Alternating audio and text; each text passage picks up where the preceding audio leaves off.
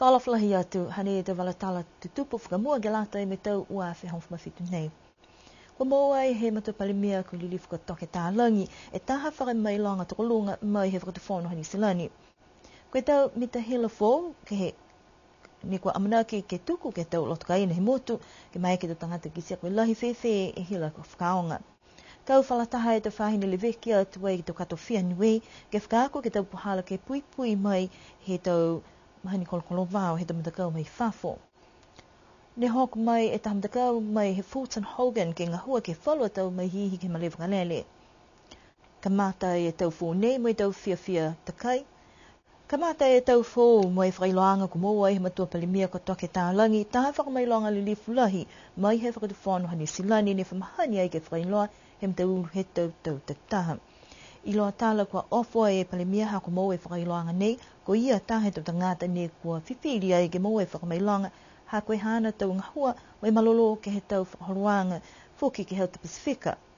Ko ia tangata niwe ke ua ki ne ko moa e matahinga nei, mai moa i whuki e matua palimia whakamua he motu ko Sir Robert Rex. Ne ka mata e toke tālangi ke whono ke pule he tau tahe awhi hiwi sau hiwung fumahiva, mai moa e katowhaanga tukulunga koe palimia ke tau uaf mai walu. Hewe tau hanei i takitake e koutu, mai longa e tau hiki kianga koe ki sia ke tau whaiwhenonga waewa, mai tau whainga hufutu whono kai lahi whuki hana o moi ke tau matakupu mahuinga mai au tu Pasifika. Koe kakano ke he lirifu nei kua maiki ai ke lalafi atu ki ai e matahingoa Sir ke he hana hingoa. Koe taha mana ki anga whuki, ke he whenonga mai he kawana lohi New Zealandi, ko Dame Patsy Reddy, ke he mahina hamasi, mai whai whakatoka anga whuki, ke lata mai mga hoia. Kua holo ki mua e tau whakaroanga ke lata mo e malolo hila he motu, mo e whala te kolofo uni ko mai ke ke kisia mahino he tau tangata e tau whakawanganga ke hila ke he loto kaina. Kua mole e hongo furu e loto kaina ni kua whitani he whakatutu whala te kolofo nei, ke he tōru pa ke whai mahina nei, mo e kua kisia kua holo mitaki e te koloa ka mata tua i ke tuku mo e whakangahua i ke he tau kaina. Pehe mai tahi alo tōru ia, ne kua whakaonga i te koloa nei, ni taki lahi, ha kua mai ke kisia koe, lahi whewhe e whakaonga anga he hila ke halotu kaina. Koe whalua tau le kua whoki ni kua kisia ke tau mga hala kua mole, ha kua hai iai e laulahi he tau tangata ni kua tōtua e tau tutungianga he tau pilahila, si kua mai ke he tau hau ilo tūru ke whakaonga he tau koloa whou nei, ke tutungi e tau tupe tōtua. Ko mai ke utake he hongfu percent he tupi ni ko tupu ai ki loto he tau whakahoanga whou nei. Amana ke ai tau loto kaina he motu ke moa e tau koloto tau hila whou, ka kamata e ke he mahina whepuali he tau nei. Ko e whahi tapu e ko mole ni kau whlataha e te whahinga hua le veki, mo e pui ke tau kato whiha niwe, ke taha whakahoanga whakaako, ne whakahoko e ke tōru e aho he whali tā whapolosea. Kua hoko mai e te pulotu, mai te mutukehe, ke laumatai atu ke lautoro, e tō leo, ko lautoro ke whahi puipi moko, pia mai ka stamu, he pokini e whahi ni le veki atu ke tō tangata o mai ke motu. Ne whakamama mai e lautoro, ko tau whakahoruanga nei ke pui e atu Pasifika mai he tō tangata po ke tau matakau ni ko manako ke whakaonga e tō motu kiki, ke lata me lautoro e tō ngahua kolokolo vau. Kai ke he whakatose ni wehe talhau mai, ha koe lahi e matutakianga mo New Zealandi ke langmatai mai whuki.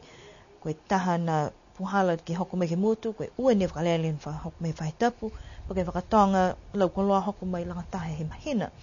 Pese ni he nā kai longa e tau puhala ke hoko mai tō tangata, mahuinga angaia ni ke whailoa ki moe matutakia e tau lalanga hua he whakatuwhono. Kai ke usi e tau whakapuanga, tō mai ki ai ke iloa e tau puhala whou, mo e tau loto matala whoki ke lawhikilunga ke lata me te whahi ke pui e motu. Koe whahi tapu e kua mole ne hoko mai e taha matakau tose mai he kautaha Fulton Hogan i New Zealandi ke langmatai ke taha matanga hua ke whono whalua tau wala e palatu he malewa kalele. Koe matakau Fulton Hogan ngo mahu winga lahi moe matutaki mo niwe ke he tau waha whakamua ko lau tōlu ne wali moe tālanga e malewa kalele pia whoki ke tau ngahua tā sela ke te puhala tu e whalu matakau he motu. Whakatu mau ni e tau whakawhetu yang mitaki nei ke langmatai ke whalu e tau ngahua whakalau lahi whoki. Siku hanei ko tamai whalu tangata ngahua lau tōlu. Toko tōlu ne whenonga mai taha ia lo tūru nei koe tangata niwe, mo e whakatutala atu mo ia ke iloa tonu, e tau whakaroanga ngahua, mo e mahui ngā whewhe matangoa nei ka lata mai motu. Koe kanun hawa ki nei, ke hau ki ngahua ke he marewa karere, mo e tau sisia i tau ngahua ke he marewa karere ni ngā mai kei, mo e haka mtakau ngahua. Mari madolo ke whakamea foki, mo e pili ai tau maihi, ke mareware, ke runway, and then all the apron here. Mai tuku ai foki manene tua e whakarere, pave coat, ke leveki ai siolo hani ne whai tua e whakarere, ke muati ke wane ne whai utu ai lo tore whakarere, ke hua tawhilahi tau kawe rikia hai tau manene utu, ke pipui aki payment whakalinga. Ko mole atu wai ua furu e tau tari mai he tālanga ma lewa kalele ma ko kisia whalu a tau ngā huan ke lata mai whakahanga mitaki ha koe tahania matakawi ma huinga nei mai motu. Ko mai ke fōki ke whai mga aho ke whakaako whalu a tau tangata ke hua he motu ke whakatu mau e lewe kianga ke he matakawi nei. Koi tōla he munuia nga koe mai wareri ha ke whanoi ke tua e wareri ka hau mai nakapi ai riveki te tōru kai mare warere tō malauna ni mai ke whake warere ke tū. Whakako whake a Corin Harding mo kauha Wesley, kauha Fire Crew.